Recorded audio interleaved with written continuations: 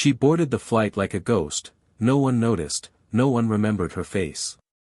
But when a hijacking crisis erupted and the captain heard a legendary voice coordinating on an old military frequency, he froze in complete shock.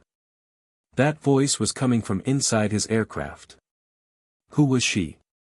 Before you watch full story, comment below from which country are you watching. Don't forget to subscribe for more amazing stories. The October morning arrived with the kind of crisp clarity that pilots appreciated, visibility unlimited and winds calm as passengers began boarding Flight 318 from Denver International Airport to Reagan National in Washington, D.C. The Boeing 777 sat at Gate A37, its massive frame casting shadows across the jet bridge as 243 passengers filed aboard, each carrying the particular mixture of anticipation and resignation that characterized commercial air travel. Among them, moving with such unremarkable efficiency that not a single person registered her presence, was a woman in her late 30s wearing simple black pants, a gray pullover, and carrying only a small canvas backpack.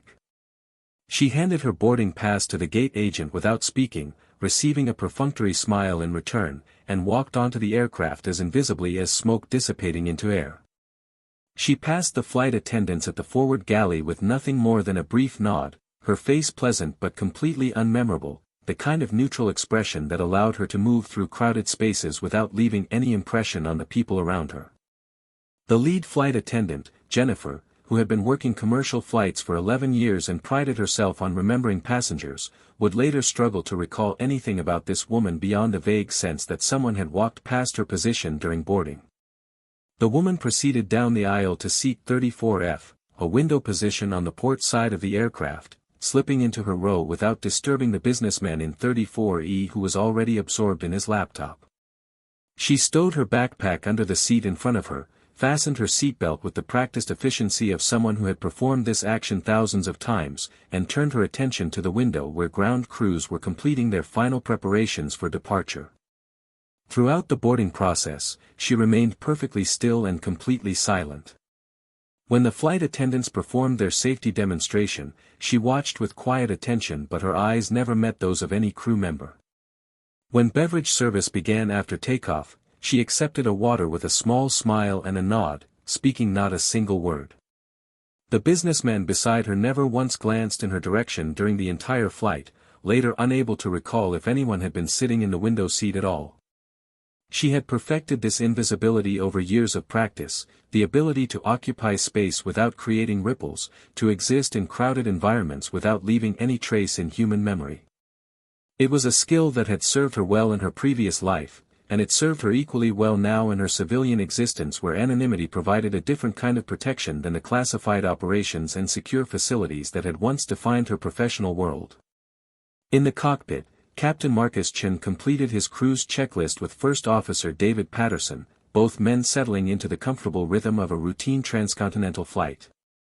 Chen had logged over 18,000 hours in commercial aircraft, but before those years of civilian flying had come another career entirely. 22 years earlier, he had been Captain Marcus Chen of the United States Air Force, flying F-15 Eagles and later serving as a forward air controller embedded with special operations units in Afghanistan and Iraq. Those years had taught him to operate on multiple radio frequencies simultaneously, coordinating air support for ground operations while maintaining awareness of tactical situations that could change in seconds. His transition from military to civilian aviation had been gradual, a deliberate process of adapting skills honed in combat environments to the more structured world of commercial flight operations. The military had taught him to make split-second decisions under fire, to maintain composure when surface-to-air missiles were tracking his aircraft, to coordinate complex operations involving multiple aircraft types while ground forces were in contact with enemy forces.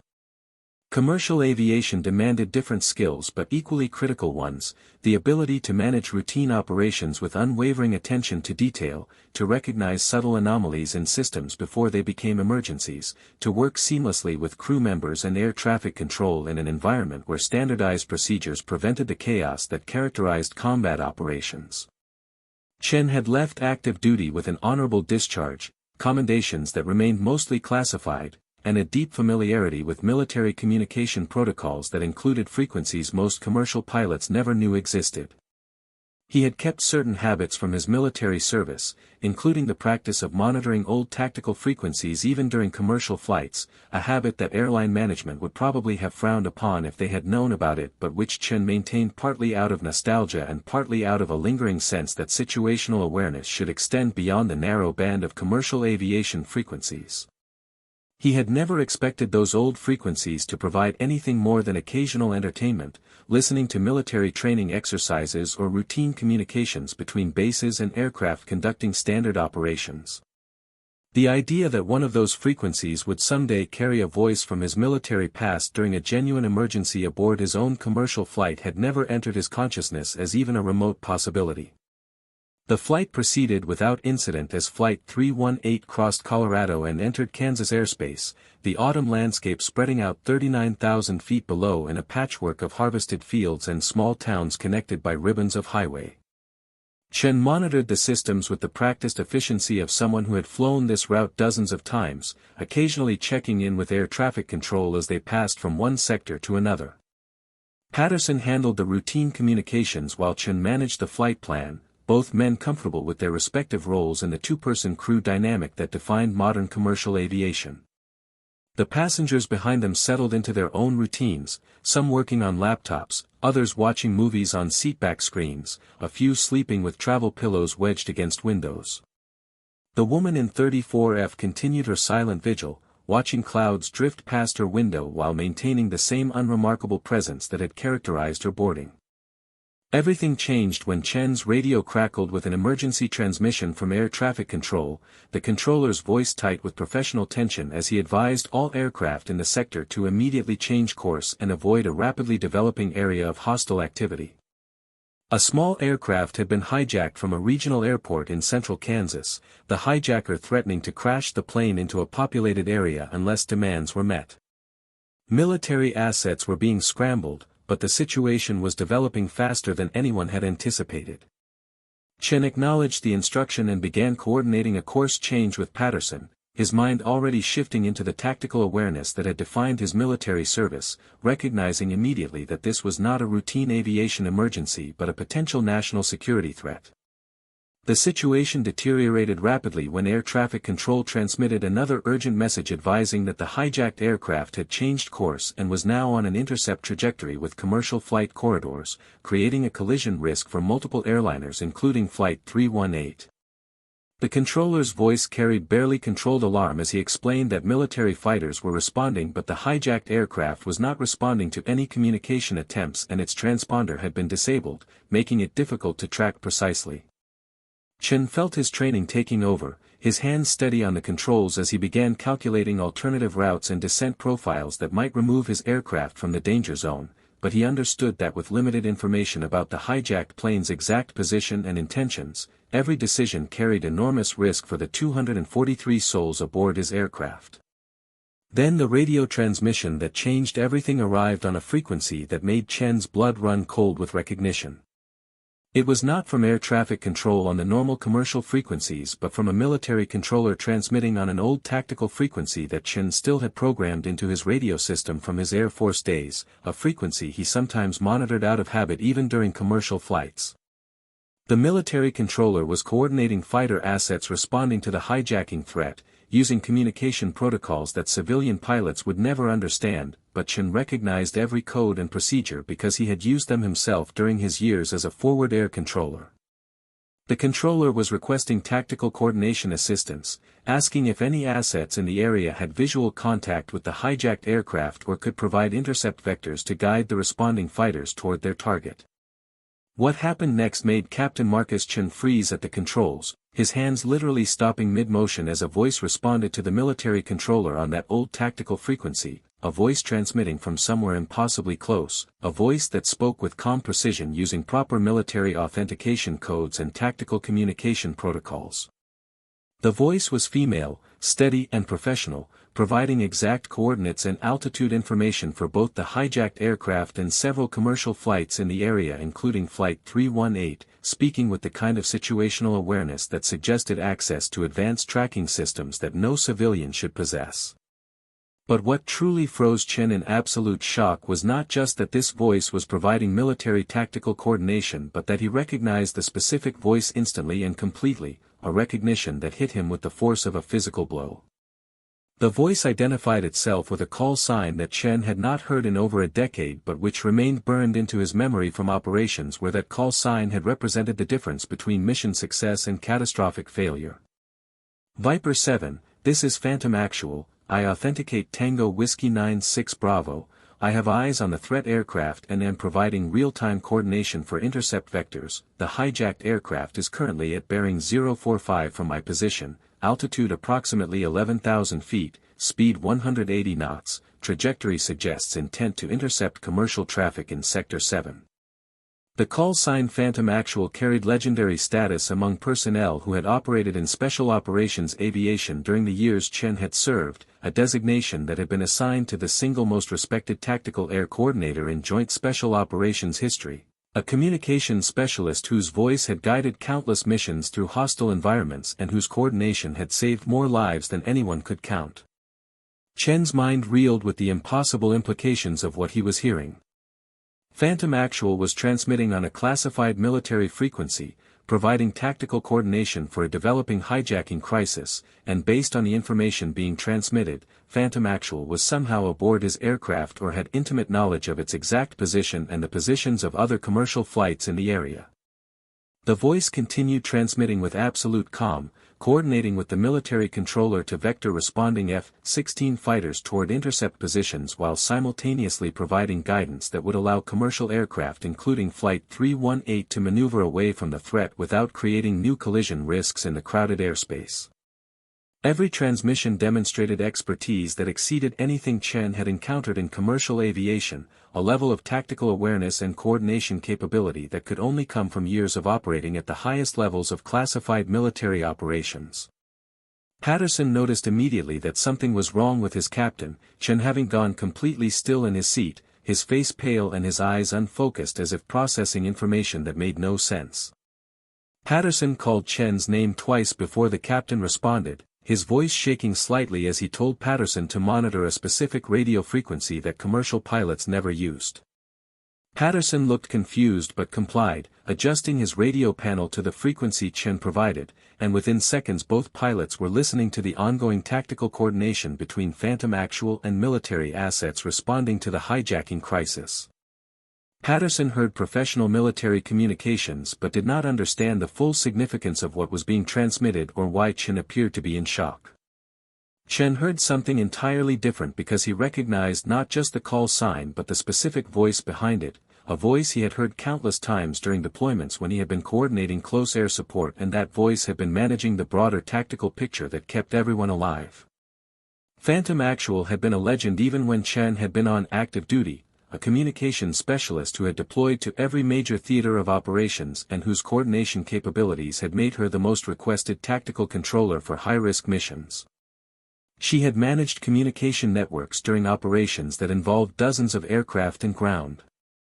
units operating across multiple countries simultaneously, maintaining perfect situational awareness while under fire and coordinating responses to threats that developed faster than most people could process information.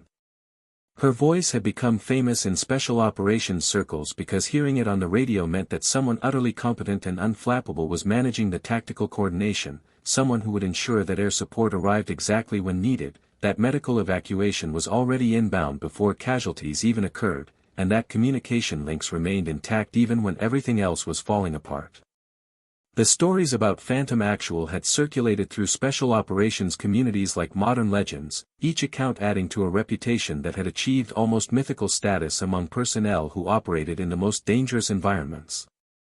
There had been the operation in Helmand Province where she had coordinated a multi-aircraft rescue mission through a sandstorm that had grounded most aviation assets, her voice calmly guiding helicopters and fixed-wing aircraft through zero-visibility conditions to extract a surrounded Special Forces team while simultaneously coordinating fire support that kept enemy forces at bay. There had been the classified mission over Syria where a communications satellite had failed at the worst possible moment and she had manually rebuilt the entire communication network using backup systems and improvised frequency coordination that allowed the operation to continue without the enemy ever realizing that the attacking forces had lost their primary communications capability. Chen had heard dozens of these stories during his own deployments, shared in quiet conversations among pilots who understood that Phantom Actual represented a standard of excellence that most people never achieved regardless of how many years they served or how many operations they conducted. The respect for her capabilities had been universal among personnel who had worked with her, a recognition that she possessed not just technical expertise in communications systems but an almost supernatural ability to maintain awareness of complex tactical situations and to make decisions that consistently proved correct even when made under impossible time pressure with incomplete information. Chen had worked directly with Phantom Actual during several operations in Afghanistan, missions where he had been embedded with Army Special Forces teams calling in airstrikes and she had been managing the overall air coordination from a tactical operations center, her voice in his headset providing him with information about threats he could not see and vectors for support aircraft that allowed him to keep his ground teams alive.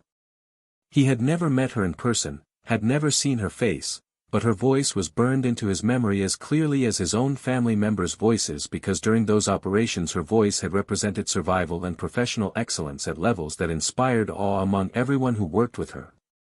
The call sign Phantom Actual had been assigned to her after a particularly intense operation where her coordination had been so seamless and effective that participating units had described her presence as phantom-like, able to see everything and influence everything while remaining invisible in a secure facility hundreds of miles from the actual battlefield.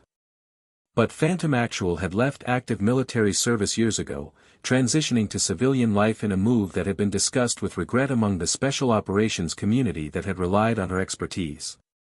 Chen had heard through informal networks that she had declined all offers from defense contractors and private military companies, choosing instead to disappear completely from the military world. He had assumed she had moved on to a quiet civilian life far removed from tactical operations and classified communications. The idea that she might be aboard his commercial aircraft, sitting somewhere in the passenger cabin while providing real-time tactical coordination during a hijacking crisis, seemed impossible even as he listened to her voice transmitting on the military frequency with the same calm competence he remembered from combat operations.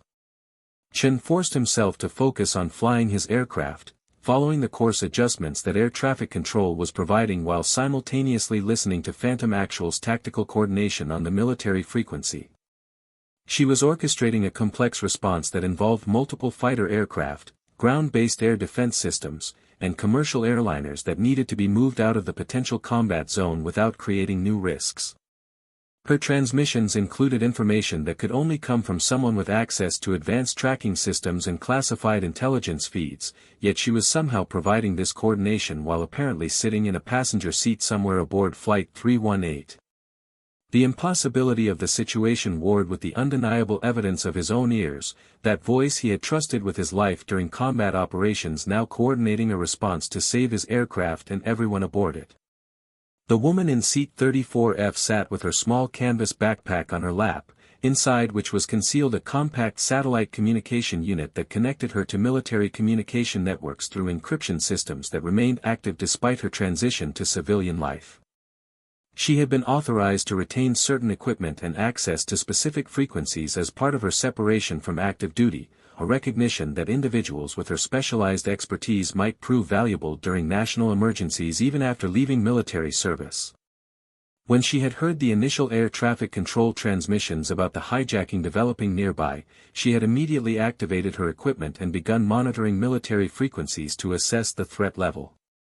When it became clear that the situation was developing faster than the standard military response could handle and that her own aircraft was potentially in the path of the hijacked plane, she had made the decision to provide active coordination using her authorized access to tactical networks. She transmitted with the same calm precision that had characterized her entire military career, using authentication codes that confirmed her continued authorization to operate on classified frequencies and providing coordination that leveraged her ability to monitor multiple data feeds simultaneously. Her equipment gave her access to radar tracks for military installations, position data for responding fighter aircraft, and flight information for commercial airliners in the area. She processed all of this information in real time, building a tactical picture in her mind that allowed her to guide fighters toward intercept positions while simultaneously providing guidance that kept commercial aircraft clear of the developing combat zone. It was exactly the kind of complex coordination she had performed hundreds of times during active duty, though this time she was conducting the operation while sitting in a coach seat on a commercial aircraft rather than from a tactical operations center. The military controller she was coordinating with had initially been surprised to receive authenticated tactical coordination from an unexpected source, but the authentication codes had been valid and the quality of the information being provided was so clearly valuable that the controller had immediately incorporated Phantom Actual's input into the response coordination. Within minutes, fighter aircraft were being vectored precisely toward the hijacked plane while commercial traffic was being smoothly moved away from danger, the overall coordination flowing with an efficiency that reflected Phantom Actual's expertise at managing complex operations where multiple assets needed to work together seamlessly. She monitored the situation carefully, adjusting her coordination as the tactical picture evolved, her voice remaining steady even as she provided guidance that would determine whether the hijacking ended peacefully or with fighters being forced to take defensive action against the hijacked aircraft. Chen listened to the tactical coordination with a mixture of professional admiration and personal shock, recognizing the patterns in Phantom Actual's communication style, the specific way she structured her transmissions to provide maximum information with minimum words, the calm tone that never wavered regardless of how the situation developed. He wanted to know how she was aboard his aircraft, wanted to understand why someone with her background was flying commercially without any security detail or official presence, but he forced himself to concentrate on flying while she handled the tactical coordination that was keeping everyone safe. Patterson continued to look confused, understanding that they were listening to military coordination but not grasping the full significance of what was happening or why Chen seemed so profoundly affected by the transmissions.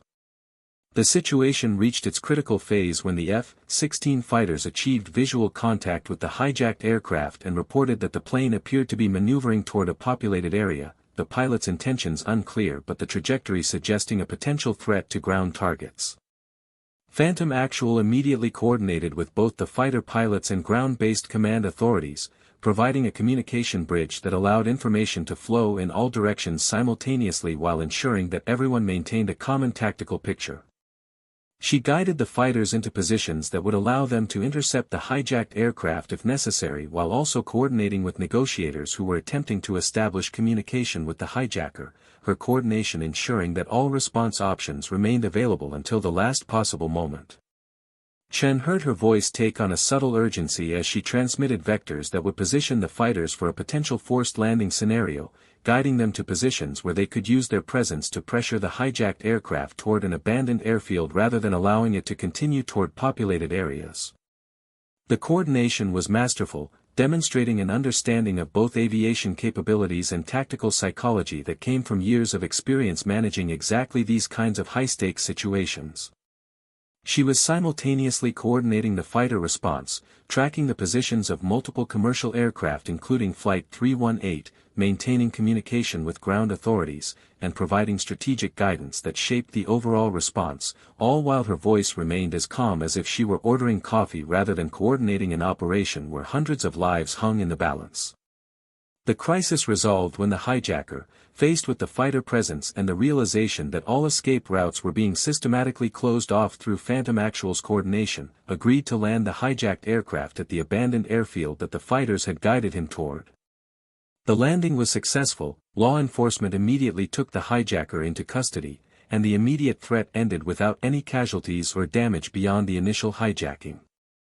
On the military frequency, Chen heard the fighter pilots and ground controllers expressing their gratitude to Phantom Actual for coordination that had managed a complex and dangerous situation to a successful conclusion, their transmissions reflecting deep respect for expertise that had quite possibly prevented a catastrophe.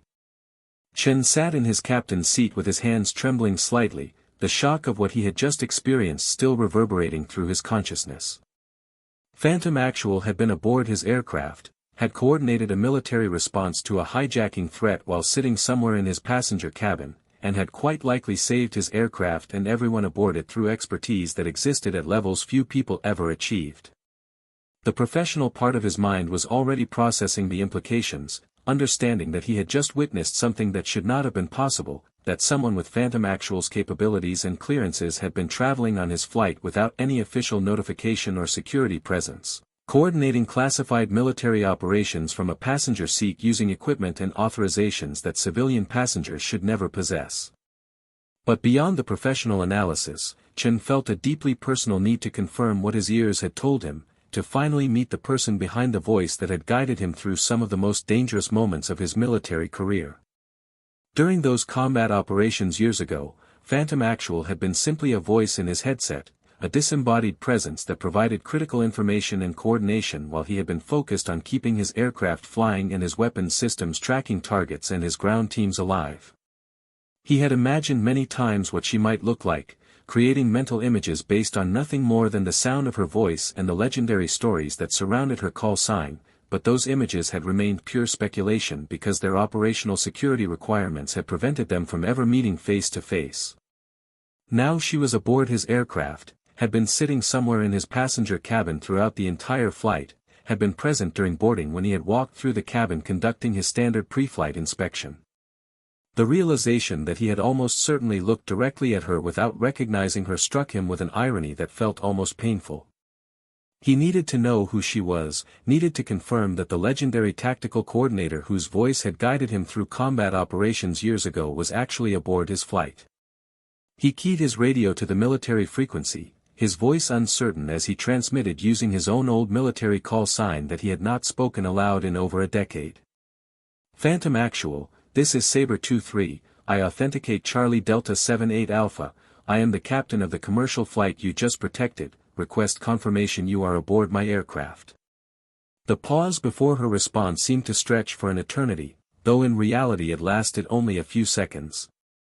Chen found himself holding his breath, waiting to hear that voice again, the voice that represented so many memories of operations where professional excellence and personal courage had been the only thing standing between success and disaster. When her response finally came through his headset, he felt a complex mixture of emotions that he could not fully process even as he heard the words. The response came after a brief pause, her voice carrying a note of recognition that suggested she had known all along that one of the commercial pilots monitoring her frequency had been someone from her past operational life. Sabre 23, Phantom Actual confirms, passenger aboard your aircraft, recommend you continue normal operations and file standard reports, coordination complete. Her tone was professional but final, making clear that she considered the tactical coordination concluded and did not intend to discuss her presence further on an active frequency. Chen understood the message, understood that she was maintaining operational security even after the crisis had ended, but he could not simply return to normal flight operations knowing that one of the most legendary figures from his military past was sitting somewhere in his passenger cabin. He completed the remainder of the flight in a state of distracted shock, managing his duties professionally but with his mind constantly returning to the impossible fact of Phantom Actual's presence aboard his aircraft. Patterson noticed his captain's unusual state but attributed it to the stress of having been near a hijacking situation, not understanding the deeper significance of the military communications they had monitored. When Flight 318 began its descent into Reagan National, Chen found himself hoping for an opportunity to identify which passenger had been providing the tactical coordination, wanting to finally meet the person behind the voice that he had trusted with his life during the most dangerous operations of his military career. The woman in 34F powered down her satellite communication unit and returned it to her backpack, erasing any external evidence that she had been coordinating military operations from her seat. She had done what needed to be done, providing expertise that the situation required, but now she simply wanted to return to the anonymity that had served her well since leaving active duty. She had boarded this flight invisibly, had maintained that invisibility throughout the flight even while conducting tactical coordination that most passengers would never know had occurred, and she intended to deplane with the same unremarkable efficiency that characterized all her movements through civilian spaces. Flight 318 landed smoothly at Reagan National, Chen's hands steady on the controls despite the emotional turbulence still affecting his thoughts. As the aircraft taxied to the gate and passengers began gathering their belongings, Chen made a decision that violated normal protocols but which he felt compelled to make regardless. He left the cockpit and stood in a forward galley, watching passengers deplane while scanning faces for anyone who might match his mental image of Phantom Actual. He had no idea what she looked like, had never seen a photograph or met her in person, but he felt certain that someone with her background would display some sign of military bearing or tactical awareness that would distinguish her from ordinary travelers. His eyes searched each passenger with an intensity that bordered on desperation, looking for subtle signs that might reveal military training or operational experience. He watched for the way people carried themselves, whether they maintained situational awareness of their surroundings, whether their eyes scanned the environment with the practiced efficiency of someone trained to identify threats and assess tactical situations. He looked for anyone who moved with particular confidence or efficiency, anyone whose posture suggested physical fitness maintained to military standards, anyone who made brief eye contact that might acknowledge his searching gaze with the recognition of a fellow veteran. The passengers filed past him in a steady stream, businesspeople and families and students, each absorbed in their own concerns about retrieving luggage and finding ground transportation. Chen studied each face carefully, making mental notes about anyone who seemed even remotely possible, but eliminating most passengers within seconds based on obvious indicators that they lacked military backgrounds. The young college students traveling in groups, chattering about their trip and making plans for where to eat dinner, clearly had no connection to special operations. The families with small children, struggling with car seats and diaper bags and the chaos that defined traveling with young kids, bore no resemblance to his mental image of a legendary tactical coordinator. The elderly couples moving slowly and carefully, focusing entirely on navigating the jet bridge without falling, obviously were not the person he sought. He saw several women traveling alone who might have been possibilities based purely on demographic factors, but none of them displayed anything that suggested the extraordinary background he was seeking. One woman in business attire moved with confidence and efficiency, but her attention was entirely focused on her phone as she conducted what appeared to be work-related conversation, showing none of the environmental awareness that military training would have instilled. Another woman carried herself with athletic fitness, but her yoga mat and enthusiasm about a wellness retreat she was discussing with a fellow passenger suggested her physical conditioning came from civilian pursuits rather than military service. A third woman had a professional demeanor that might have been consistent with government service, but she was traveling with colleagues and their conversation about bureaucratic office politics made clear they worked in standard civilian agencies rather than classified operations. Chen's eyes swept across her without pausing, seeing only another anonymous traveler among dozens of similar passengers, registering her presence but retaining absolutely no details that would allow him to remember her specifically among all the other people deplaning from his aircraft. She walked up the jet bridge and into the terminal with the same unhurried pace that had characterized her entire journey, passing through the gate area where other passengers from her flight were checking phones and heading toward baggage claim. Behind her, Captain Chen stood in the aircraft doorway still searching faces for someone who had already disappeared into the crowd, someone whose presence he had failed to recognize despite standing directly in front of her. The woman continued toward ground transportation, her small backpack containing equipment that connected her to classified networks while her external appearance suggested nothing more than an ordinary traveler completing an ordinary journey. Chen eventually returned to the cockpit, his search having produced no results, feeling frustrated and confused about how Phantom Actual could have been aboard his aircraft without him being able to identify her among the deplaning passengers. He filed his mandatory reports about the hijacking incident and the unusual military communications that had occurred, carefully. Describing the tactical coordination he had monitored while deliberately avoiding speculation about which passenger might have been involved.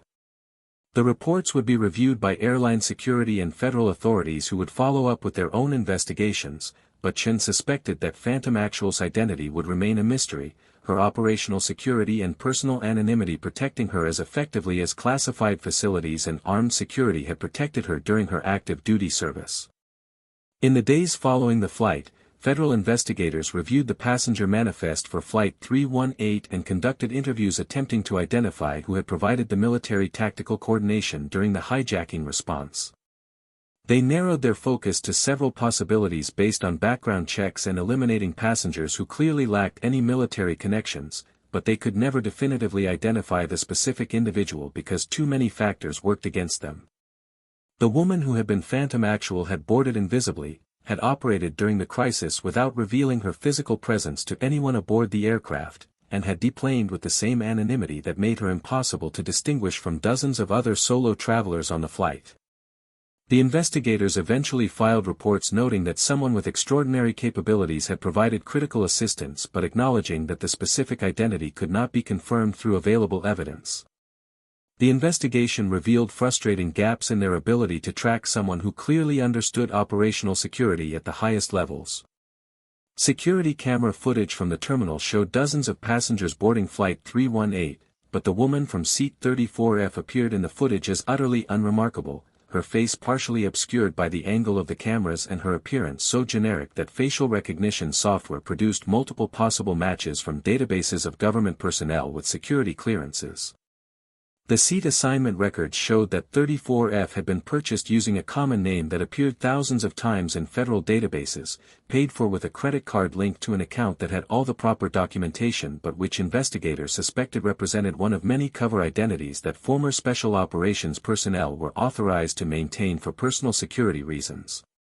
Captain Marcus Chen never forgot the flight where he had heard that legendary voice transmitting on an old military frequency from somewhere aboard his own aircraft, the impossible experience of recognizing Phantom Actual's coordination capabilities while being unable to identify her among his passengers. The experience changed something fundamental in how he viewed his role as a commercial pilot, making him more aware that the ordinary-looking passengers in his cabin might include people with extraordinary backgrounds and capabilities that would never be visible under normal circumstances. He found himself wondering during subsequent flights whether any of his passengers might be former Special Operations personnel, whether the quiet person in a window seat might possess skills that could save everyone aboard if circumstances ever required it again. He told the story carefully to other pilots who had military backgrounds, describing the tactical coordination he had monitored and the shock of recognizing a legendary call sign providing support from his own passenger cabin, always ending the story by noting that he had stood face to face with deplaning passengers without recognizing the person he was seeking. The story spread through networks of former military pilots who had transitioned to commercial aviation, becoming one of those accounts that connected the two worlds of military and civilian flying, a reminder that sometimes the most capable people operated without recognition or visibility, appearing only when circumstances demanded their unique expertise. The woman who had been Phantom Actual continued her quiet civilian life, traveling occasionally for consulting work that leveraged her expertise without requiring her to deploy or operate in classified environments.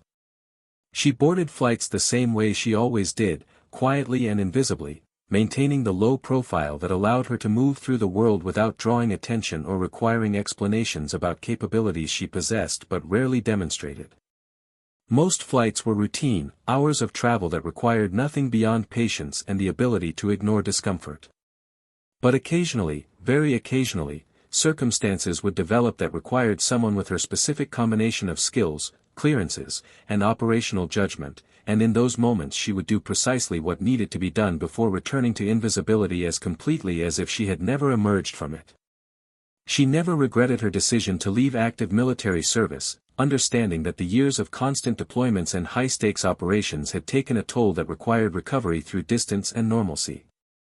The transition to civilian life had been challenging in ways she had not anticipated, discovering that skills honed in combat environments and tactical operations centers did not always translate smoothly to ordinary civilian pursuits where the stakes were lower and the pace was slower and the sense of purpose was less clearly defined.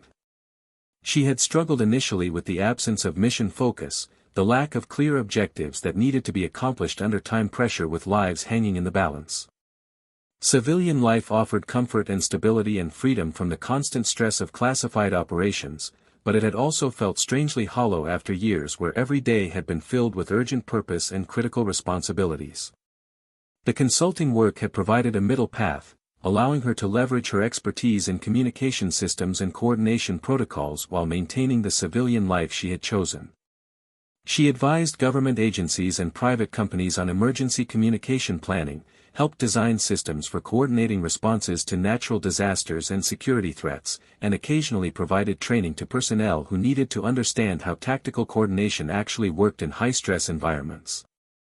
The work was satisfying in its own way, knowing that her knowledge and experience continued to serve useful purposes even though she was no longer directly coordinating operations herself. And occasionally, as had happened aboard Flight 318, circumstances would place her in situations where her active intervention became necessary, where the skills she had developed over years of special operations service suddenly became the only thing standing between disaster and survival. She had known immediately when she heard the initial radio transmissions about the hijacking that this was one of those situations, that the threat was developing faster than standard response procedures could handle and that her aircraft was potentially at risk along with everyone aboard it. The decision to activate her equipment and begin providing tactical coordination had been instinctive, made without conscious deliberation because the situation required it and she possessed the capabilities to help. She had not thought about recognition or credit or whether her intervention would create complications for her carefully maintained civilian anonymity. She had simply done what needed to be done, providing the coordination that would save lives and resolve the crisis, knowing that she would deal with any consequences afterward if necessary. The fact that Captain Chen had been aboard the aircraft, that one of the pilots she had worked with during her active duty service had been flying the commercial flight she was coordinating protection for, had been a coincidence she had recognized immediately when he transmitted using his old call sign. She had remembered Sabre 2-3 from operations in Afghanistan, remembered his competence as a forward air controller and his composure under fire, and she had felt a certain satisfaction knowing that her coordination was protecting someone who had once relied on her voice in his headset during combat operations. But she had maintained her operational security even in responding to his transmission, confirming her presence but making clear that she would not be identifying herself or making herself available for debriefing or recognition. Flight 318 became a story that circulated in both civilian and military aviation circles, the details about a commercial captain who had frozen in shock upon hearing a legendary voice providing tactical coordination from his own passenger cabin during a hijacking crisis. The story was retold with variations and embellishments, but the core truth remained consistent across all versions. A woman had boarded a commercial flight so quietly that nobody remembered seeing her, had provided military tactical coordination during an emergency that saved countless lives, and had deplaned just as invisibly, leaving behind only questions and the memory of a voice that represented excellence at levels that inspired awe among everyone who recognized it. Captain Chen carried that memory for the rest of his career, the knowledge that he had once stood 3 feet away from a legend while searching for her among a crowd of ordinary travelers, failing to recognize that the most extraordinary people often looked exactly like everyone else until the moment circumstances required them to demonstrate capabilities that existed far beyond normal human experience. The woman herself never spoke publicly about Flight 318 or about any of the other situations where she had provided assistance during her post-military life. She maintained her security clearances and her equipment authorizations, understanding that individuals with her specialized expertise would always be valuable emergency resources regardless of whether they wore uniforms or civilian clothes. She had served her country in war zones and tactical operations centers for over a decade, had coordinated missions that would never be publicly acknowledged, and had earned a legendary reputation that was known only within the classified communities where such reputations mattered. Her transition to civilian life had been driven by a desire for normalcy and anonymity, a chance to exist without the constant weight of classified operations and life-or-death decision-making that had defined her military service. But she had also understood, even while making that transition, that her expertise and capabilities would not simply disappear because she had exchanged a military uniform for civilian clothes. The skills she had developed, the clearances she maintained, and the judgment she had refined through years of high-stakes operations remained part of who she was regardless of what role she occupied in civilian society. When situations developed that required those specific capabilities, when circumstances placed her in positions where her intervention could save lives that would otherwise be lost, she acted without hesitation or expectation of recognition, providing exactly what the situation required before disappearing back into the anonymity that protected her better than any security detail ever could.